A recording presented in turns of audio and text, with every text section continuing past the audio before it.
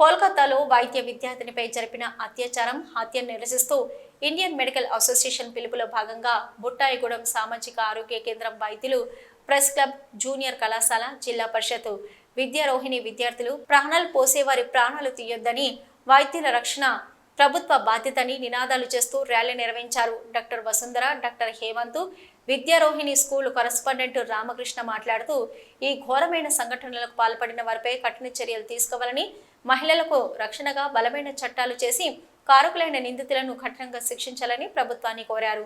Incharge తహసీల్దార్ రమేష్ కి వినతి పత్రం సమర్పించారు.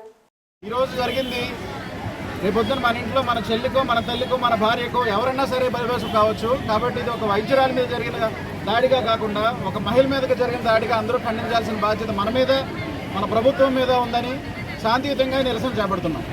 మేము సిహెచ్సి బుట్టాయిగూడెం తరఫు నుంచి ఈ ప్రొటెస్ట్లో పార్టిసిపేట్ చేస్తున్నామండి. కోల్కతా డాక్టర్ గారి మీద జరిగిన ఇన్సిడెంట్ మీద ఈ ప్రొటెస్ట్ చేస్తున్నాము. ఖచ్చితంగా అమ్మాయికి న్యాయం జరగాలి. అలాగే హెల్త్ డిపార్ట్మెంట్లో వర్క్ చేసే వాళ్ళందరికీ రక్షణ కల్పించాల్సిన బాధ్యత ప్రభుత్వానికి. ఖచ్చితంగా రక్షణ కల్పించాలని కోరుతున్నాం.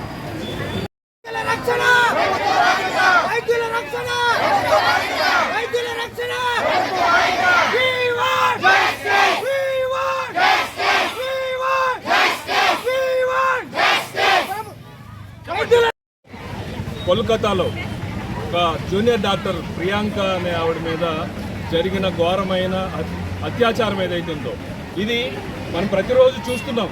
మన చుట్టుపక్కల చెడుపురుగుల్లా చేరి కామాంధులైనటువంటి వ్యక్తులు వయోభేదం లేకుండా మహిళా వృద్ధురాల బాలికని చూడకుండా జరుగుతున్న అత్యాచారాలు దేశవ్యాప్తంగా, ప్రపంచవ్యాప్తంగా పెరిగిపోతున్నాయి. దీనికి మౌలికమైన లోపం పెంపకంలో కానీ, విద్యా విధానంలో కానీ, సామాజిక స్పృహలో కానీ ఉన్న ఏవైతే లోటుపాట్లు ఉన్నాయో వాటిలన్నింటినీ సరిచేస్తూ ఇలాంటి సంఘటనలు అనేకం జరిగినప్పుడు మాత్రమే మనం స్పందించడం కాకుండా ప్రతిరోజు మన చుట్టుపక్కల ఉన్న అన్నదమ్ములు, అక్క చెల్లెలు వీళ్ళందరినీ కూడా వాళ్ళ యొక్క మానసిక పరిస్థితిని, మానసికంగా వాళ్ళని వ్యక్తి నిర్మాణం జరగాలి. ఎక్కడైతే వ్యక్తి నిర్మాణం జరుగుతుందో అప్పుడు సమాజం యొక్క బాధ్యత, భద్రత అనేది పెరుగుతుంది. ఈ సమాజంలో ప్రతి ఆడపిల్ల బేటీ పడావో బేటీ బచావో అనే ఒక పెద్ద నినాదంతో మనం ఈరోజు కదులుతున్న సందర్భంలో బాలికా సంరక్షణ కోసం తీసుకునే అనేక చర్యలు అవి కేవలం కాగితాలకే పరిమితం అవుతూ, చట్టాలు కూడా కాగితాలకే పరిమితం అవుతున్న సందర్భంలో ఇక్కడ అవేర్నెస్ రావాల్సింది ఏంటంటే అనేక మంది మేధావులు ఉన్నారు, సమాజంలో విద్యావంతులు ఉన్నారు, తల్లిదండ్రులు కూడా చాలా చదువుకున్న వాళ్ళు ఉన్నారు. చదువుకున్న వర్గాల్లోనే ఎక్కువ ఈ నేరాలు, ఘోరాలు జరగడానికి కారణమవుతున్నాయి. అంటే పెర్వర్షన్స్ జరుగుతున్నాయి.